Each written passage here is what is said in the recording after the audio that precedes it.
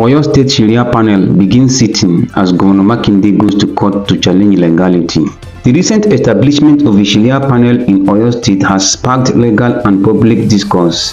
Governor Makinde has announced plans to challenge the panel's legality in court, emphasizing adherence to the Nigerian Constitution and the rule of law. The Sharia panel, inaugurated by the Oyo State chapter of the Supreme Council for Sharia in Nigeria, aims to address civil matters such as marriage, inheritance, and family disputes among Muslims. Similar panels have been operational in the southwestern states, including Lagos, Ogun, and Osun, serving as alternative dispute resolution mechanisms without official government endorsement. Governor Makinde has expressed concerns about the panel's alignment with the state's legal framework, stating that while individuals or groups may advocate for such initiatives, all actions must comply with the law.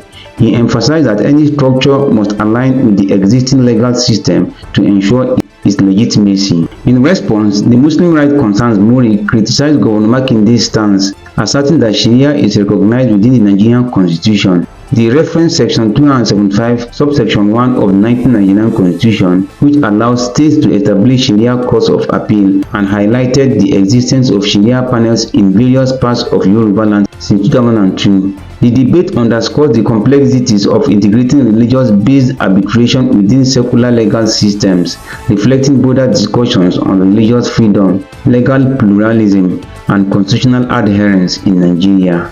Judge stepped down from Natasha's case after Akpabio's petition. Justice Obiora Egbuatu of the Federal High Court in Abuja has recused himself from the case filed by Senator Natasha Akpabio representing Kogi Central Senatorial District. His decision follows a petition from the Senate President Akpabio challenging the judge's objectivity in the matter. Challenging the judge's objective, Justice Egbuatu announced his withdrawal during the hearing on Tuesday, March 25th, stating that the case file will be returned to the Chief Judge for reassignment to another judge. This development is part of an ongoing legal dispute between Senator Akpabio and the Senate leadership.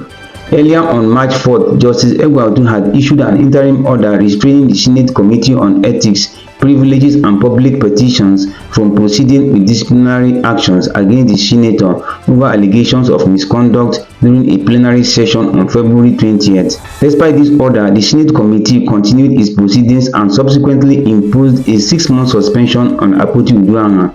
In response to the Senate's actions, Justice Egbuatu had directed the defendants, including Senate President Akpabio, to show cause within 72 hours, while an interlocutory injunction should not be granted to prevent the probe into the Senate's alleged misconduct.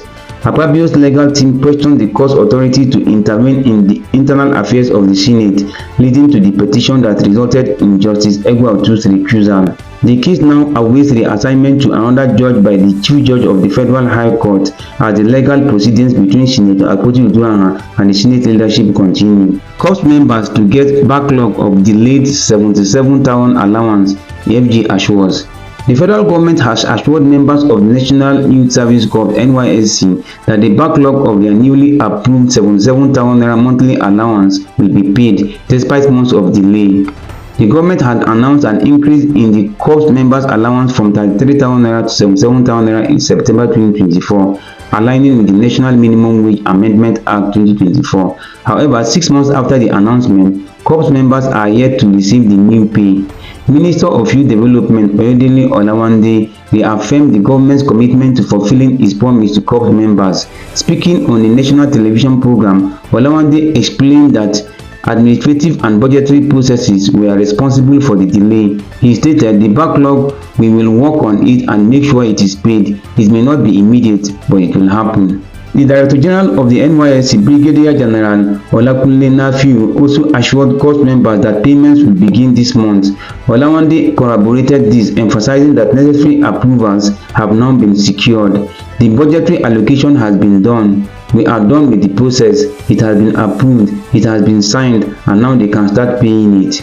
In addition, Olawande dismissed report of any disciplinary action against a COP member, Ushia Uguamaye, who criticized President Bola Ahmed Tinubu on social media recently. He emphasized that young people and indeed all Nigerians have the right to freedom of speech, stating that no panel has been set up against her and she will not be facing any disciplinary process. Stop Jailbreaks, Senate tells Nwakuche after confirmation as substantive CG of prison service. The Nigerian Senate has confirmed Sylvester Ndidi Nwakuche as the substantive Controller General of the Nigerian Correctional Service (NCOS). The confirmation followed the presentation and consideration of a report by Senate Committee on Interior, chaired by Senator Adams Oshomole. Senate President Akpabio expressed hope that Nwakuche's appointment will end jailbreaks in the country, emphasizing the need for enhanced security in correctional facilities. This confirmation comes shortly after a recent jailbreak at the Medium Security Custodial Center in Kotonkari, Kogi State, where 12 inmates escaped and a correctional officer, Shuaibu David, lost his life. 5 of the escaped inmates have been recaptured, while efforts continue to apprehend the remaining fugitives. President Bola Tinubu has earlier nominated Nwakuche for the position, seeking Senate confirmation to ensure the full composition of the NCOS leadership. Senator Natasha, who represents Kogi Central and is currently under suspension, has submitted a petition to the Legal Practitioner Disciplinary Committee (LPDC) seeking the disbarment of Senator Imasuen, the representative for Edo South and chairman of the Senate Committee on Ethics, Privileges and Public Petitions. The petition alleges that Senator Imasuen was disbarred by the New York Supreme Court Appellate Division on May 10, 2010 for professional misconduct, including fraud and misappropriation of client funds. According to the petition, Senator Imasuen was found guilty of abandoning a legal matter after receiving payments from a client, Daphne Snifield, leading to the revocation of his legal license in the United States. Despite this disbarment, he relocated to Nigeria, continued to present himself as a legal practitioner, and pursued a political career, eventually being elected as the senator representing Edo South Senatorial District and appointed as the chairman of the Senate Committee on Ethics, Privileges and Public Petitions. The petition further alleges that Senator Imasuen failed to disclose his disbarment in his Form EC9, particulars of personal information submitted to the Independent Electoral Commission (INEC) before contesting for public office.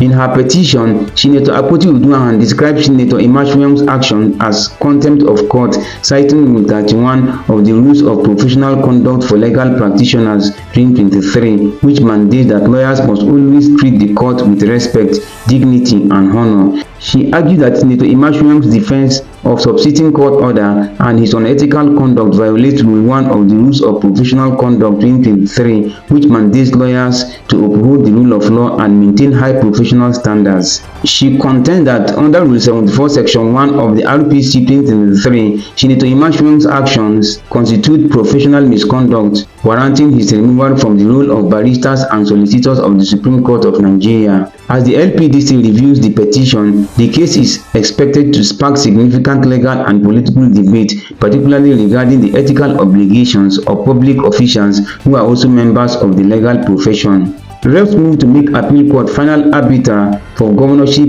election petitions.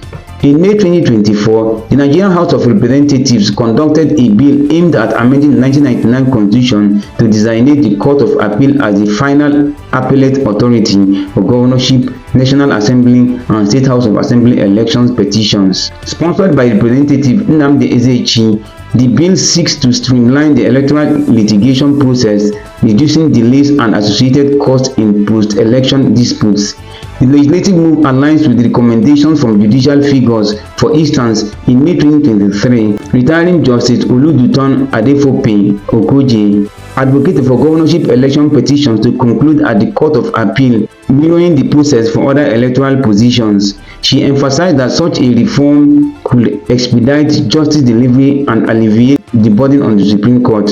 However, the proposal has faced opposition. Legal expert Mike San argued that significant elections, such as those for governorship and senatorial positions, should retain the Supreme Court as the final arbiter. He highlighted concerns over recent appellate court decisions and stressed the importance of the Supreme Court providing definitive rulings to ensure comprehensive justice. The House of Representatives has also expressed concerns about the judiciary's role in determining election outcomes. Speaker Tajuddin Abbas remarked that elections should be decided at polling units rather than courtrooms, citing that excessive judicial involvement undermines public confidence and could erode the legitimacy of political leadership. In response to allegations of political interference in election cases, the President of the Court of Appeal, Justice Monica Domban-Mensem, transferred all such cases to the Abuja and Lagos divisions. The measure aims to ensure impartiality and uphold the integrity of the judicial process. As this legislative proposal progresses, it continues to spark debate among lawmakers, legal professionals, and the public regarding the optimal structure for adjudicating election petitions in Nigeria. Follow for more. March 25th, 2025.